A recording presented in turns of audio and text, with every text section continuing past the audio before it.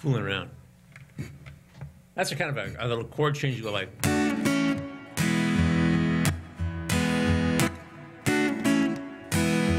I mean, it makes you feel something. I don't know. Da, da. And I don't know why.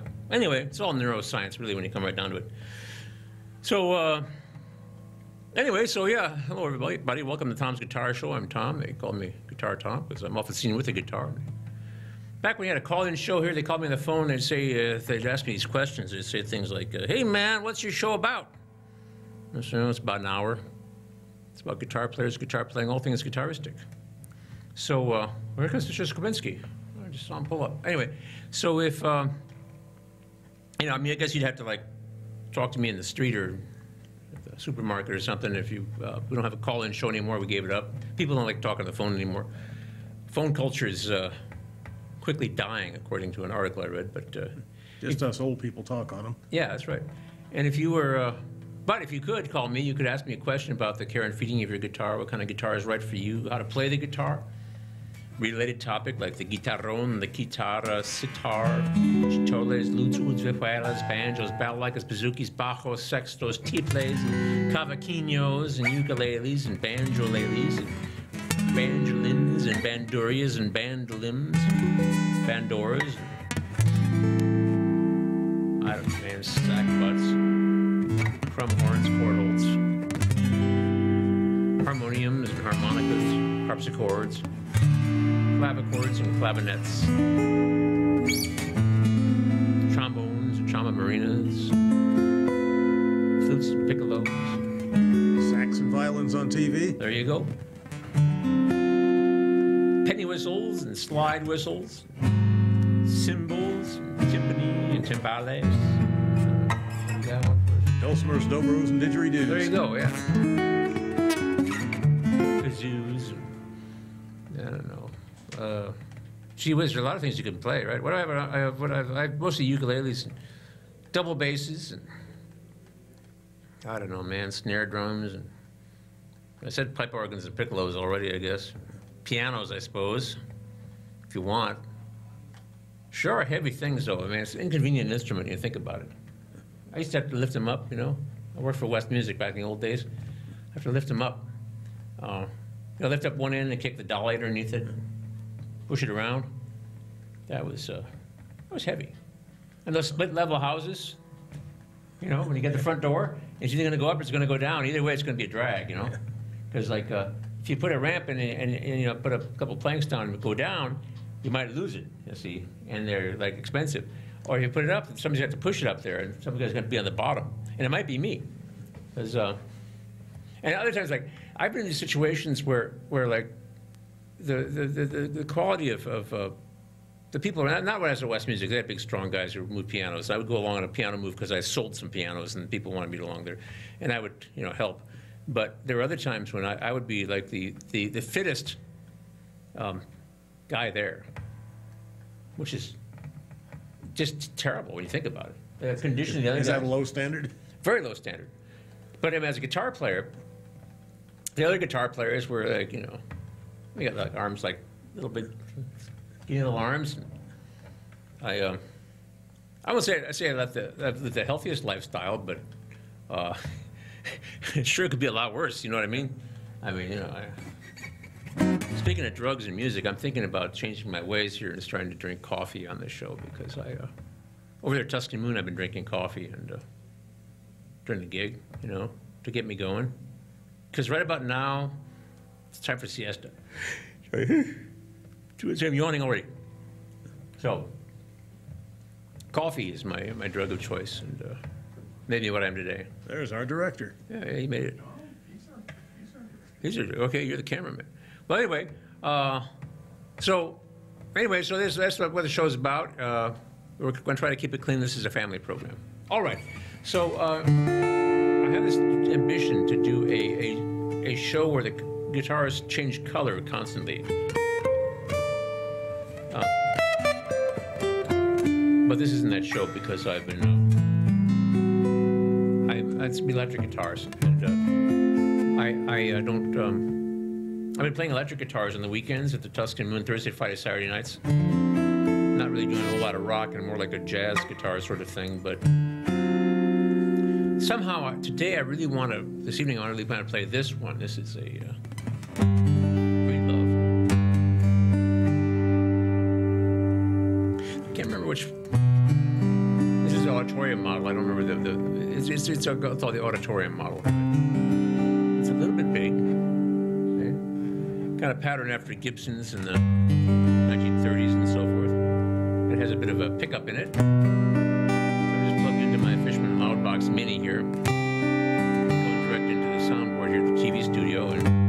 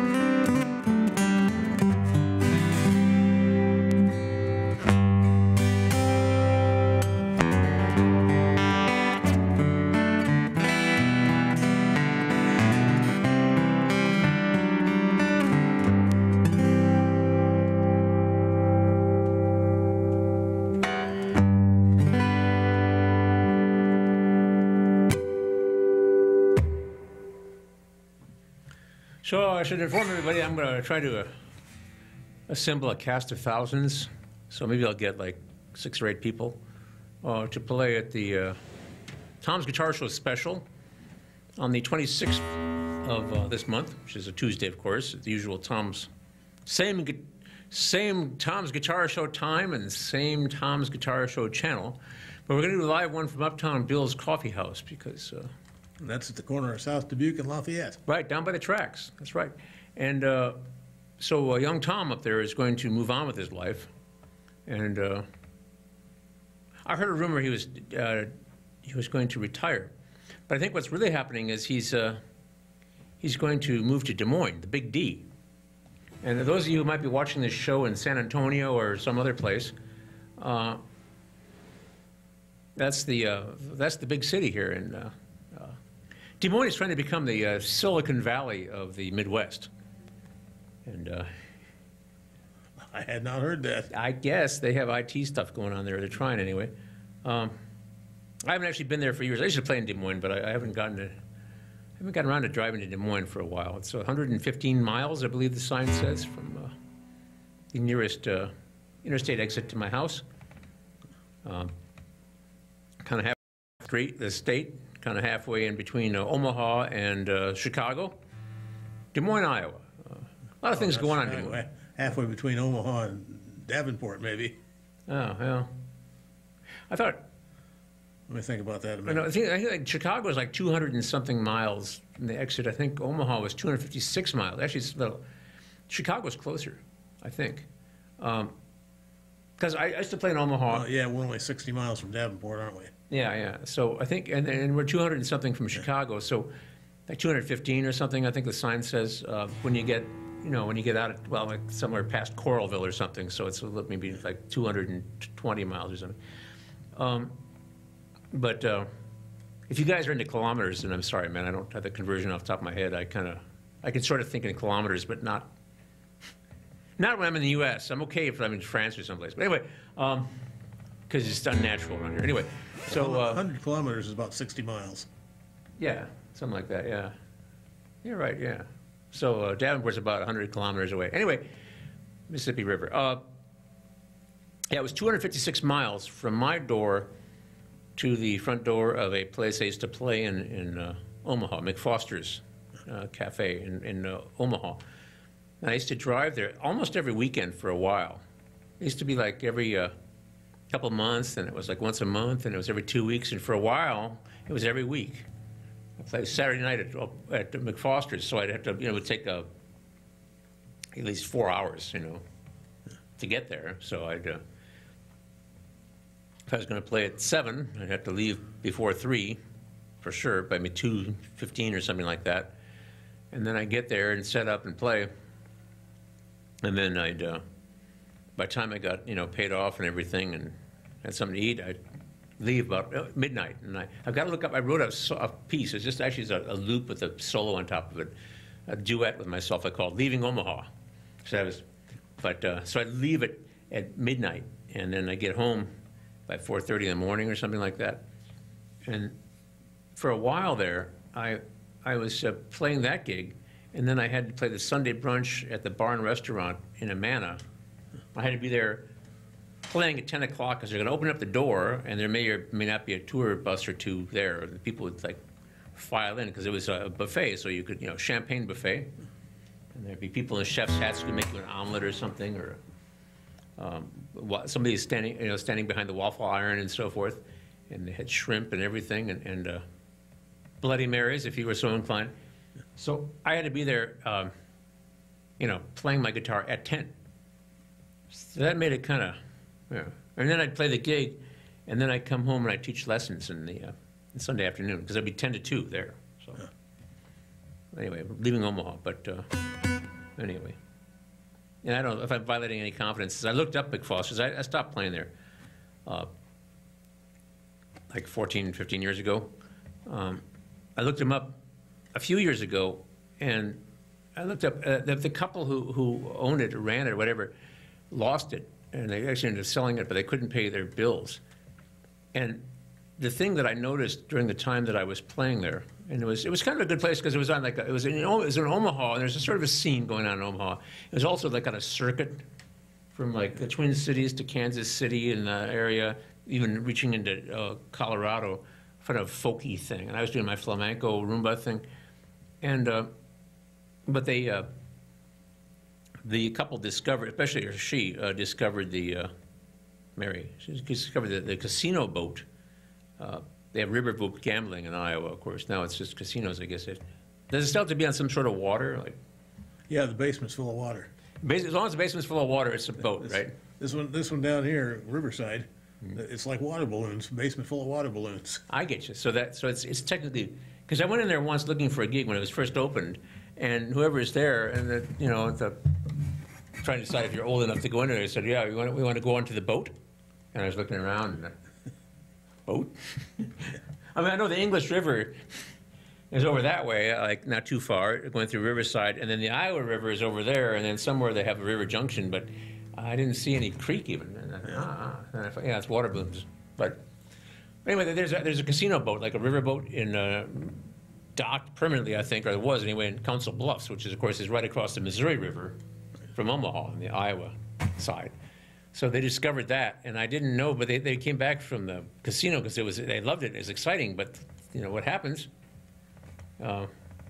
Sooner or later, if you decide you like casinos for entertainment, is well, you were telling me about going out to Vegas. You go there in a $30,000 car, and you come back in a $300,000 bus. Yeah, that's right. Yeah.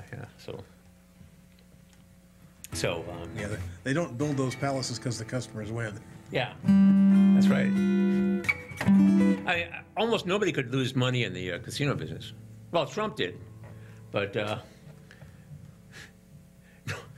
nobody with any sense could. Yeah. I mean, you know. Well, you can. They have bankruptcies all the time. Mostly, the big deal is that they get themselves too far in debt. They borrow so much money to take over the things or to build them that they can't make enough to pay off all the debt they piled up. I suppose you could figure out some way to scoop out a bunch of money for yourself and then go bankrupt. That'd be Well, that's kind of what Trump did out there in Atlantic City. yeah. He borrowed as much money as he could against those casinos, but the debt, the casinos had the debt. He didn't. Right. So when he bailed, the people who took over the casinos took over his debt. Right. Well, that's how to do it. It always seems strange to me. You see these big casino companies take bankruptcy, and when it all comes out of bankruptcy, the same people still own the casino usually. Somebody got the shaft. Well, yeah, somebody. Anyway. Well, anyway, they weren't high rollers in casino owners. They owned a nice little. It was like I used to play these things in California early in my career with like what they call health food restaurants, and I used to because here's the thing about the kind of act that I do necessarily, and I don't want to. If anybody's watching who has someplace in town like the brewery or a brew pub or someplace or a lounge, because I don't necessarily like get people riled up to drink a whole lot of beer. I try to play music people kind of want to listen to and to have kind of going on, or they're having a conversation, or I'll also play a concert and I'll try to have witty repartee in between the pieces. But my usual restaurant or a lounge gig is me trying to play really pretty music that makes people feel good. I've known other people who go, "Oh, anybody from out of town," things like that, and drink them up, things like. I'm not that kind of guy. I just don't have that kind of tendency. So I used to play in these places in California when I was quite young, 20 or so, 21. We called health food restaurants, and that was like where you could get brown rice dishes and stuff, and they would have vegetarian things on the menu and so forth, and and they were sometimes they're kind of nice. It's a sort of California cuisine, which involved sprouts and avocados and things like that, and whole grain flour and stuff. McFoster's was sort of like that. They had, like free-range chicken dishes and things like that, and they had a bar. But you could drink scotch at the bar, but you could also drink wheatgrass drinks and like these kind of like blender health food drinks and so forth like that, and So I used to play there, and I would often get a vegetarian dish, even though I'm not a vegetarian by nature myself. But I'm not a vegetarian, but I'm like a vegetable enthusiast. Sorry, I knew a guy who wasn't a vegetarian, but he was a vegetable enthusiast. He would tell me how he had a 9-bean salad that was just great, and he would eat a hot dog, but he was just a big enthusiast. I think he gardened and he liked vegetables, and so Well, that's supposed to be healthy. I guess so. Say everybody should eat at least one serving of whole vegetables every day. Oh, really? Okay. Well, but they say a lot of things, don't they? I don't know. Yeah, hard telling who says that. But Yeah. Who are they? Somebody that claims to know. Yeah. Well, yeah. A lot of times science reporting isn't as good as it should be. Maybe the scientists are doing a good job, but they do everything they can to disprove each other. That's their job. But Well, you see all those things say peer-reviewed, which means the other scientists said, well, maybe. yeah. Well, peer review can be good and bad. It depends. I read these articles about it, but the only thing I want to say about that vegetable enthusiast guy, I don't remember his name. He was no like idiot or anything like that. He was a good guy, but he was like really liked certain things. He liked like fresh vegetables and things, but he told me about this like 9-bean salad he had just had. That was great, and at the same time, I had a little guitar shop. This is a long time ago, and I was renting the back room to a guy who was teaching songwriting workshops to people from. He's a guy from Fairfield, and he was one of those meditators there from Fairfield, but he had been in Southern California for a while, and he wrote stuff like jingles, and he wrote songs, and so he's teaching this class on songwriting, which is not a bad idea. Maybe we should do that upstairs at Uptown Bills or something, but not me, of course. I could, my songs are terrible, but I think I make it. When Tom goes, is that still going to be a coffee shop or? We're working on it. It looks like we might have to. It's going to take over the management of it for now, anyway. We're working on it, like every day. I went to a meeting yesterday, and Gerardo went to a meeting today. We're working on it. I'll see what happens. See if you can do something to support the place. Yeah. Well, we're both in danger of going extinct, PATV and Uptown Bills, and so we might become. I don't think we're going to merge, at least not now. But we're going to look into like sharing staff and trying to do stuff, try to make it happen. And I'm going to do what I can. But anyway, so I just want to say that I did these songwriting workshops in the back of my guitar shop. This guy did these things. This guy was from L.A., but he's living in Fairfield, and he said that you should write what you care about, because I read all these songs. I wrote a bunch of songs, but they were like most songs are about how you're like you. Some guy, he's pining for some young woman somewhere, but she won't give him the time of day, or he, or they had something going, but then he did something wrong, and now he's all depressed because she dumped him and things like that. So I wrote things from a different point of view now. Men get stalkers too. I mean, men have women who follow them around and call them on the phone all the time. I had a stalker, and maybe I had another one, sort of a stalker, but I had one definite stalker once because I played. Gig at Gabe's downtown a long time ago, and back when you were young and handsome. I was going to say I was probably cuter back then, But anyway, so I write, you say, but you don't.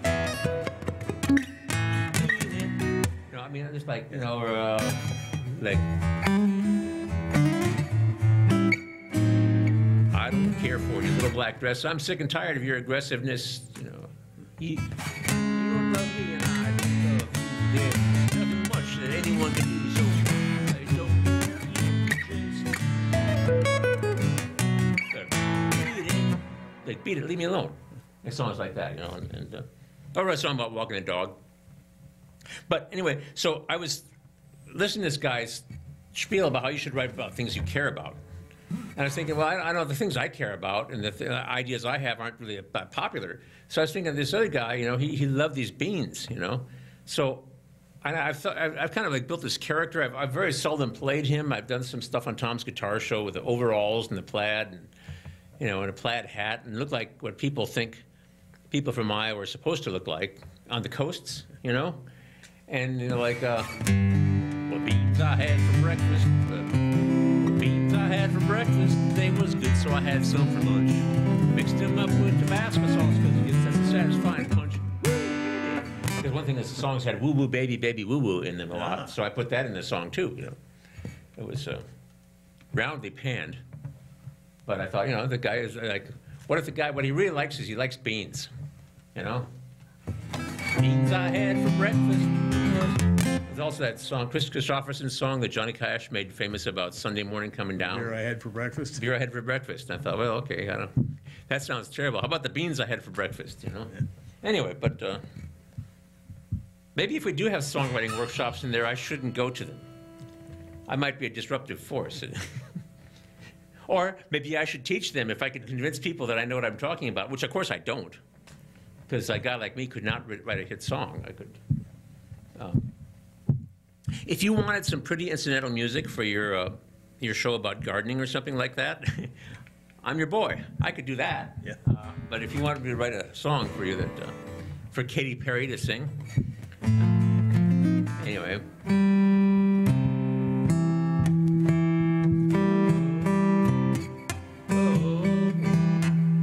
Yeah, it's called the Millennial Howl, the Millennial Whale. I watched a video today on YouTube of some English guy dissecting why the popular music seems so terrible now. And it's now been scientifically proven why, because some team in Spain, at a university, analyzed like, I think 1965 to 2010, or I don't know what or it was 85 to 10, I don't know, years of popular music, and they took them, and rather than like listening to them aesthetically, they analyzed them on a computer. They took the squiggly lines on the screen. And one thing is compression and the lack of dynamic range, that everything is compressed, and it sounds, it's like plastic. And the lyrics are they looked at lyrics from like a Bob Dylan song, which is like, stanza after stanza of poetry. And then other popular songs, which are like repetitive things, very repetitive little and not very well crafted sentences. And they said that really there are two main songwriters who are writing all these things. One's a Swede and one's an American, and they have a formula. So all the songs seem to sound a lot the same. And if you put them into a computer, and analyze them kind of numerically, they are pretty much the same. So the sound is and they say it used to be, and they're showing videos of rock bands where people are playing and all these instruments. And they like kept zooming in on bass guitar players or something. But and they say now it's usually done with a keyboard and a computer and a drum machine. And so, like, the only thing that's actually played is a keyboard. But, of course, this is just, triggering sounds that are produced, electronically some other way. So rather than having musicians, and he was talking about Sgt. Pepper's, which is the Beatles, like, it sold so many millions of copies, and it became this really super influential,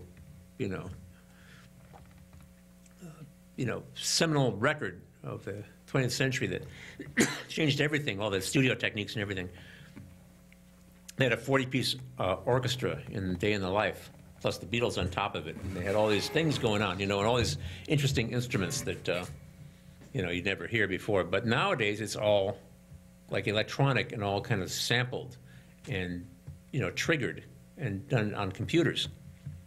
And, of course, the voices are heavily processed, and they're auto-tuned and everything like that. And the thing is that people are kind of brainwashed into liking these songs because they make sure when you launch a song, it'll cost millions of dollars to launch a new act or whatever like that. So they make sure you hear it over and over again. And say, have you ever had the experience where you hear the song the first time and you say, what's this? I don't think I like this. But it's on all the radio stations. It's at the store when you go to the mall or whatever, it's there. It's here and there everywhere. It's in like commercials and everything like that. And then it becomes familiar, and then you think you like it. So and it was interesting. I'm going to watch it again. I think I'm probably going to put a link to it on my Twitter or something like that. But you see, the one thing the first part of it was the timbre thing, because like one of the reasons I'm playing this thing here today is there are all these harmonics and overtones. Other people can watch if they're watching this at home. They can hear it through their TV, but there's all this.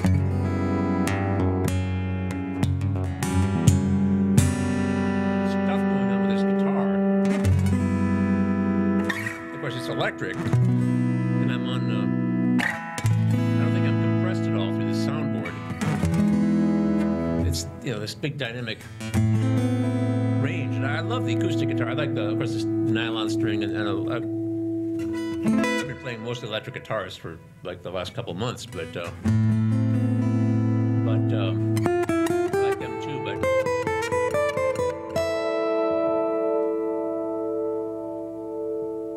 hear all those harmonics?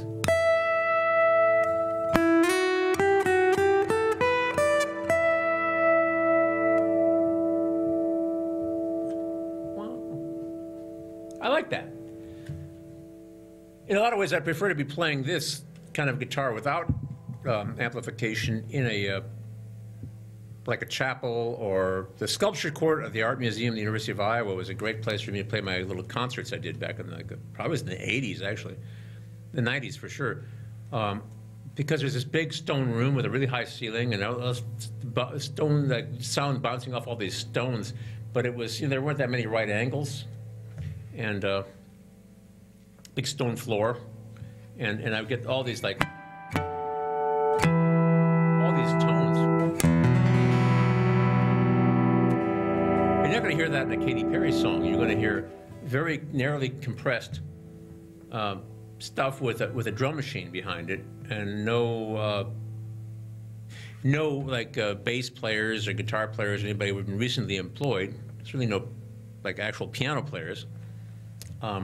Everything is kind of like triggered into a timeline, and then her voice is of course heavily processed in timeline and in that timeline, but it's got the auto tune and everything, so it's like put onto a grid, and it's a different kind of music.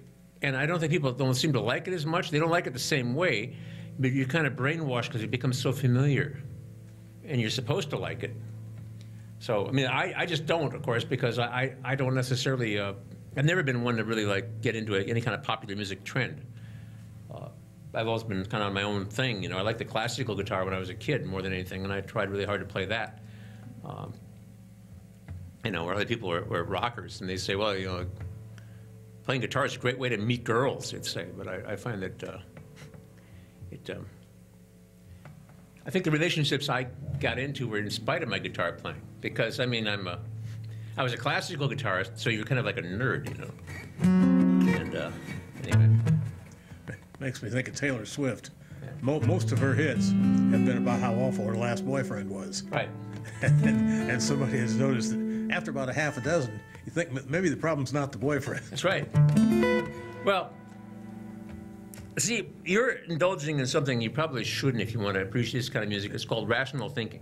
And so by being rational, perhaps you're not, well, it's not hip, man. Yeah. I mean, like,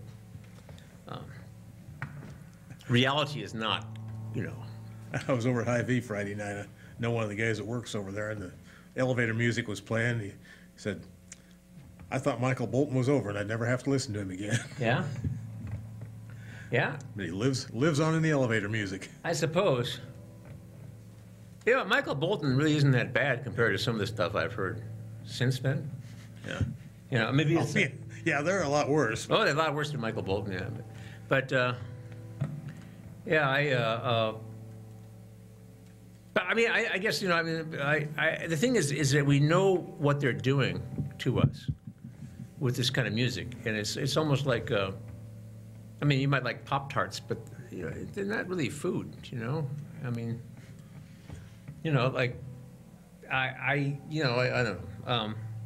It's plastic music, and that's, that's different. And I think there's a lot of other stuff's going on, but it's not going to be commercial. It's not going to be pop.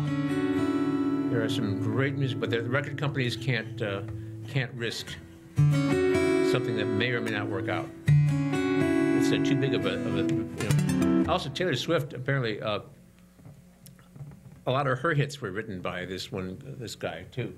That's what she was on the list. And if I want to get into it, I look at this guy's video again, and then I'll make notes, and then I'll, like, fact check.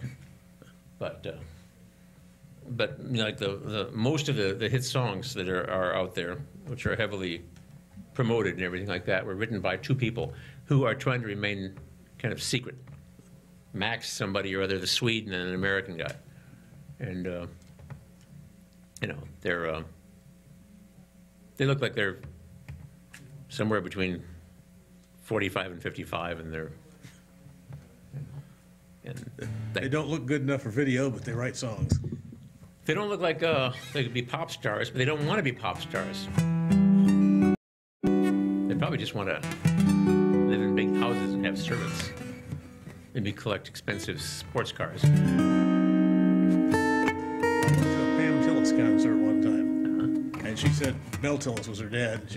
She was in a bad car wreck, broke all the bones in her face one time. And he said she said he told her, keep on writing, because your songs can support you when nobody's coming to see you, but the songs will keep on supporting you. Yeah. Well, there's a publishing thing, and I think all the rules have changed pretty much, and the business has changed so much since I was a young fellow. But the idea was if you could write a song or do something on a record and get that 3 cents an album, and they would sell, 10 million albums, you'd be in pretty good shape. But even just like playing on the album, but now the whole business has changed. So, but I don't know if the thing is that the guy was talking about the music as a commodity, as a manufactured commodity, rather than as an art. And this thing about art, the intersection of art and commerce, because there's a problem. I've kind of like lived my life. So it's been a long time since I've had like a straight job. I've been, and I'm not saying everything I do is like fun and games and guitar playing, but I mean, I played a lot of gigs, and I teach a lot. And sometimes, it's great playing the gig, and sometimes it's terrible playing the gig, and sometimes the teaching is fulfilling and everything, and sometimes it's just like terrible. I mean, I don't have a job someplace else. And there were these times when I did have a job someplace else. ACT, I worked at ACT for a long time ago when I was a young fellow. I came back from California all hungry and starving, and I moved into my parents' house, and they, along with my little brother, left the country for a summer, and I stayed there and took care of the dog for 3 months, or 2 months or something. And then at that time I got a job at ACT, and then the American College Testing, and which a lot of people end up working for, at least for some period of time. So I got my job, and I did my thing, and I was actually fairly good at it, in that I was shuffling papers, and I had the dexterity, and I was looking at little dots on pages, which is what I was doing with the classical guitar, because you're looking at little dots. So anyway, I managed to withstand the layoffs that were seasonal for a while, so I was like one of the last ones to leave, and then I was... and then I went back, and I actually moved out of my parents' house and everything, and got my own place and everything. But then I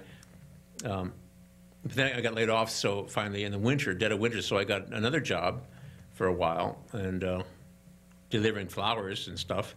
But I would go in and do temp jobs for them. I would go to the personnel office and say, "Do you have a job for me?" And because I needed money. And so they would hire me to do little things like hand correct tests that they didn't want to set up a computer for, things like that, all kinds of little jobs here and there. And then the people at the personnel office knew who I was, because I kept showing up and everything. So when they started hiring back, they called me like one of the first ones back. And then they quickly made me into a permanent staff person, so I got medical and dental insurance.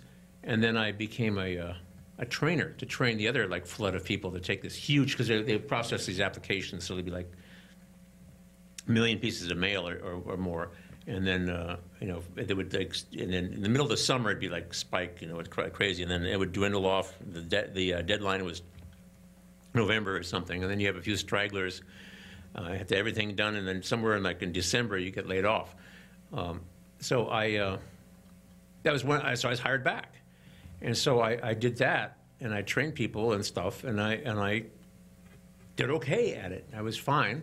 And then when that, the training was like less, then I became a correspondence analyst, and a little promotion, and I ended up reading weird letters, and at a table full of like weird people, like a guy, philosophy, some guy who was trying to avoid the last steps of getting his philosophy PhD, had a weird sense of humor, sat right across from me, and some other people, his characters. So anyway, so then I found myself in this position where I got the medical and dental insurance. I had a fairly low-paying, like middle clerk job, but it was possible that I could, withstand the next layoffs and not lose my job for at least a couple months there, and then maybe I could go up to the next level, and then maybe I could be in some sort of management position. But when I would get home, and I was on the second shift, 4 to midnight, I get home. I watched reruns of Ironside on a little black and white TV in my little studio apartment, and I wouldn't feel like playing guitar. You see? So, and before that, I was all about playing guitar, and that's all I did, before this time. That's how I got all skinny and broke. So, anyway, so I went into West Music to buy some guitar strings, and I ran into a guy that I knew before I moved to California, who was a guitar teacher there, a classically trained guitar player like me, and he got his PhD in something other than guitar, and was going to go move away. And he said, "Do you want my students? I have 50 or something like that." So I thought, yeah, I'll take your students. So I quit ACT, and I became a guitar teacher at West Music. So that was a terrible job in its own way, because little Jimmy didn't practice all week, and his guitar should never have been built in the first place, and had rusty strings, and it was sticky, and he didn't know why, and everything. And there's somebody doing a piano lesson in the next room, and the sound didn't, wasn't deadened very much. But I had made enough money to, and I was at least holding the guitar every day.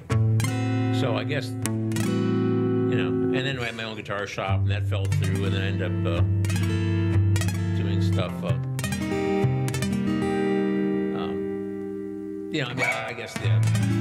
I guess I left that lifestyle and became a guitar player again, and then I ended up unemployed and homeless in California again. Came back to Iowa and ended up getting a job as a cab driver, and then I got a job as a salesman at West Music, and then I opened my own guitar shop. And all these things kind of sucked in their own ways, but I didn't want to not play the guitar. You know what I'm saying? I haven't had a straight job as such since my guitar shop went belly up in the late 1980s, and I ended up working for Kelly Services, and I did construction, and I worked in a factory, and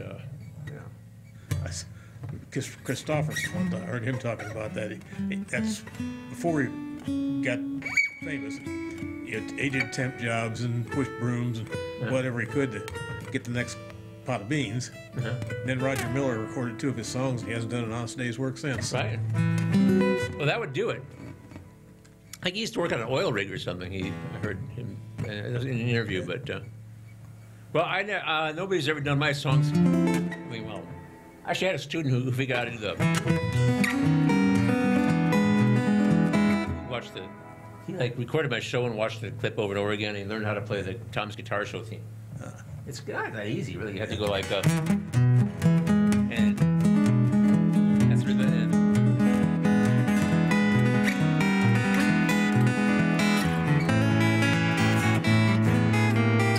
It's not that easy. All right, I'm babbling onward, though. I say, no, I don't. Tom, can you hear me? But see, my thing is, I don't want to do something like, work my way up to like an assistant director or something, or assistant supervisor or whatever at ACT. Not that they have me anymore anyway, but that's just one of those things, where you don't want to have a day job. If I teach and play and work like every day of the week, pretty much, You can get that next can of beans. that's right. Tom? The beans I had for breakfast, they was good, so I had me some for lunch. Mixed them up with Tabasco sauce, 'cause it gives them such a satisfying punch. Woo woo, baby, baby, woo woo. Oh, by the way, the other thing is that the millennial whale or whatever, the millennial whatever. There's this thing where they. Whoa, whoa, whoa. This is in like almost all the songs. The guy was analyzing Justin Bieber's songs earlier. Justin Bieber would go. Whoa, whoa, whoa. It's the fifth and the third and the fifth. Whoa, whoa, whoa. Tom, I wanted to contact you through the control room mic, but it's not set up today. But anyway, I just wanted to say, listening to you and your widely varied background in terms of all the gigs you've done, you've set one heck of a project for whoever does your biography. You're going to be you're going to be fair. It's going to be a big task, a daunting task. Your director, can we see Mr. Skavinsky? No. Oh, No, okay. never mind. Sorry. He's just a phantom voice today. Yeah, if I, that's almost like a joke. I mean, there's a P.G. Woodhouse. I think it was actually one of those radio plays. They did P.G. Woodhouse Jeeves and Birdie stories on BBC years ago, and the thing was, Birdie would say, perhaps my biographers would refer to this as a so-and-so epoch or whatever like that. But like the joke would be that this you know, this guy would have a biographers. You know, that's like a joke. Say, well, perhaps my biographers will, you know, but it sounds like a joke to me that anybody would want to do a biography on me. I mean, I guess I could do an autobiography, but... Write that hit. Yeah, well, I suppose, yeah. If I could write a hit or do something famous, then I could just fall down and die, and then my wife can keep on going by doing a biography and then selling my guitars off. Yeah, if you were famous, your guitars would be worth a lot of money. Yeah, this is a pretty nice used Breedlove made in Oregon by hippies. Mahogany auditorium-sized guitar, but it's just a used Breedlove, you know. It's not that one. I was looking at the... But if you were Clapton... Yeah, right. Or even if I was somebody like... There was one, I was looking, okay, now I hope I'm not getting into something, but I'm looking at D'Angelico guitars. And D'Angelico was you know, an Italian-American guitar builder in New York City back in the day, and he was like one of the built arch tops, and then the early electric guitars, which are the arch top, you know, guitar that has F holes, looks like a cello, you know, they used in big bands. So he had the early electric guitars. So I was looking at them, and I found one for $20,000. I was looking at one, they make them now in Indonesia for the cheap ones, and in Korea for the expensive ones, and they look really nice. But there's one for $20,000, or actually $1999. Who are we kidding? And it belonged to somebody I'd never heard of, who had a long career back, you know, in the 30s and the 40s, and it was his guitar. And I can't remember his name, but it looked fine, and it was interesting to see that it looked just like, you know, it looked very much like the ones they're making now, which is basically a replica of that particular model. This is an early 1930s electric guitar, so it's you know, it's about shaped like this, but this curved in the top like a cello, and it had the F holes like a cello, and a one pickup here, and a tailpiece. And but I could get one that looks just like it, made in Korea for like $1,400 or something like that, or I could get that one for $20,000. If I could get one by somebody who was like famous in the nightclub scene in New York in the 30s and 40s, who knows what that would cost? It might be a museum piece. Whether or not it'd be any better than the one they're making in Korea right now, or not, maybe not as good as the ones they're making in Korea now. But anyway. But I don't think Guitar Tom of Tom's Guitar Show could have the clout to make this guitar worth any more than any other used Breedlove. But I don't know. Maybe if I could... Makes it till you write your hit. I could write a hit. I could try committing a heinous crime, but I don't like to see anybody get hurt. You know, I can't. I'm just not qualified. I'm not really qualified to write a hit because I don't have that kind of personality. I couldn't be a star because I don't have that kind of personality. I couldn't commit a heinous crime because I don't have that personality. You know, Yeah, I've heard people pay serious money for Richard Speck's paintings. And it's not because he's a great painter. Yeah. Yeah.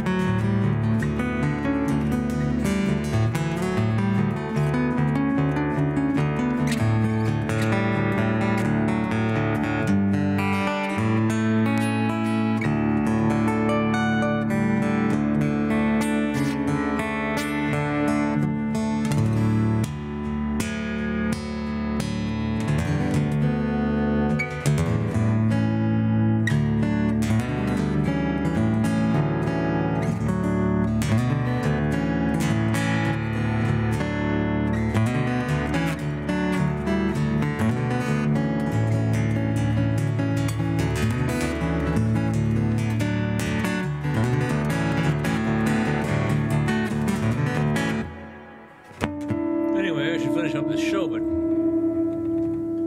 if you got, if you're looking for a nice evening, Oh, yeah, we haven't mentioned where you play on the weekends, have we?